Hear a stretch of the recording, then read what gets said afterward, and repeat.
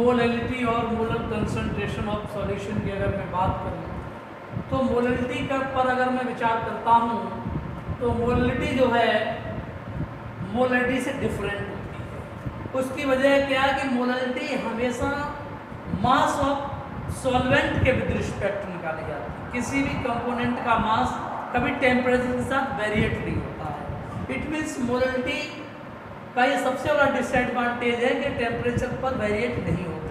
It means molality का formula होता है molality of solution equal number of moles of solute upon mass of solvent in KG. अगर हम इसको mathematically देखें तो ये स्मॉल m से रिप्रेजेंट की जाती है। Small m equal NV upon WA इन केजी। अगर ये मास हमारे पास नंबर ऑफ मोल्स नहीं है, डायरेक्ट अगर हम निकालें तो m equal WV upon MB into 1 upon WA इन केजी। इस तरीके से भी निकाल सकते हैं, या फिर हम सिंपल वे में m equal NV upon WA इन ग्राम इंटू 1000 और m equal WV upon MB into 1 upon WA इन ग्राम इंटू 1000। जरा समझने की कोशिश करेंगे बेटा। यहाँ पर m जो है नंबर ऑफ, यहाँ पर m जो है मोलैलिटी है, मोलैलिटी जिसे मोलर कंसंट्रेशन है। NV जो है यहाँ पर वो number of moles of solute हैं। W जो है WA जो है वो मास ऑफ सॉल्वेंट है। कभी कभी क्या होता है कि हमारे पास डायरेक्ट मोल नहीं दिए होते तो हम निकाल सकते हैं m equal WV upon MB, क्योंकि हमें पता है NV इक्वल होता है WV अपॉन MB, ये हमारे मोल्स हैं, और इंटू 1 अपॉन WA इन केजी। अगर यही अमाउंट ग्राम में है तो 1000 का मल्टीप्लाई हो जाएगा। तो मोलैलिटी की बहुत प्यारी सी डेफिनेशन बनेगी, बहुत अच्छी डेफिनेशन बनेगी। The number of moles of solute present in 1 kg of solvent is known as molality. It is also known as molar concentration. Molality और मोलर कंसंट्रेशन एक ही बात होती है बेटा।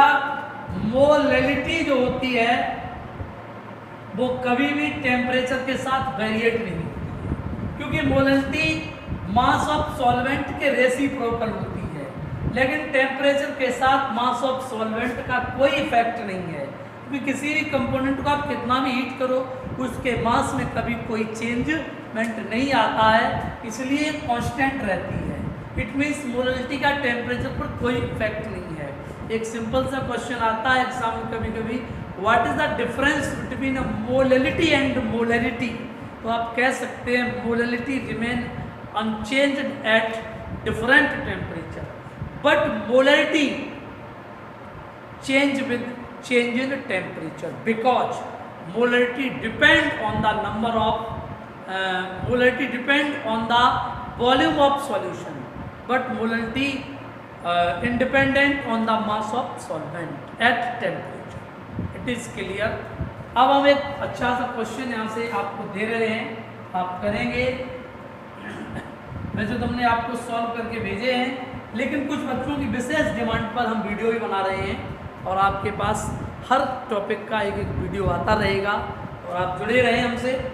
हाँ, तो आप देखेंगे क्वेश्चन है 45 gram C2H5OH dissolved in 45 gram C2H5OH dissolved in 90 gram of water. Calculate the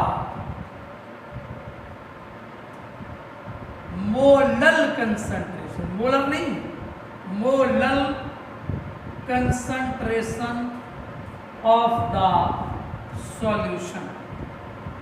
molar concentration of the solution. अगर मैं आंसर की बात करूँ तो W ऑफ C2H5OH हमारा कितना है 45 ग्राम है। W ऑफ वाटर कितना है बेटा, W ऑफ वाटर हमारा 90 ग्राम है। इट मीन्स अमाउंट किसका बड़ा है, इसका। तो ये रिगार्ड हो जाएगा सॉल्वेंट की तरह और ये रिगार्ड हो जाएगा सॉल्यूट की तरह। ऐसा क्यों हुआ बेटा, ये 90 ग्राम है और ये 45 ग्राम है। तो इट मीन्स जो अमाउंट बड़ा होता है वो सॉल्वेंट माना जाता है, जो अमाउंट छोटा होता है वो सॉल्यूट माना जाता है। मेरे प्यारे बच्चों, आप इस चीज़ को समझने की कोशिश करें कि जो हम बात करना चाह रहे हैं मोलर कंसंट्रेशन की, तो हम कैसे निकालेंगे। तो हमारे पास W है और W ऑफ ये हमारा WB मान लिया जाएगा और ये हमारा WA मान लिया जाएगा। अब हमारे पास MB नहीं है, MB बिल्कुल आएगा। M ऑफ C2H5OH कार्बन 2 है तो 2 इंटू एक कार्बन का 12 होता है, हाइड्रोजन 5 और 1 6 है तो 6 इंटू 1 O का 16 ग्राम मोल इनवर्स है। तो इट मीन्स 24 प्लस 6 30 और ये 46 ग्राम मोल इनवर्स बन गया है। इट मीन्स ये हमारा मोलर मास है। हमारे पास सिंपल सा फॉर्मूला है small m equal WV upon MB into 1 upon WA into 1000। तो स्मॉल m WV हमारा कितना बेटा 45 ग्राम, MB कितना बेटा हमारा, ये हमारा 46 ग्राम और ये हमारा WA कितना है यार हमारा, ये 90 ग्राम इंटू 1000। इसको हम सॉल्व करेंगे तो ये 2 टाइम्स और ये हमारा 1000 अपॉन 92 हो गया है। इसको जब हम सॉल्व कर लेंगे तो जो आंसर आएगा वो हमारा मोलर कंसंट्रेशन होगा। और इस तरीके से हमने मोलरिटी का एक न्यूमेरिकल लगा लिया है। अब हमारा नेक्स्ट टॉपिक है आज के लिए, वो है बेटा मोल फ्रैक्शन। मोल फ्रैक्शन क्या है जरा से समझने की कोशिश करेंगे।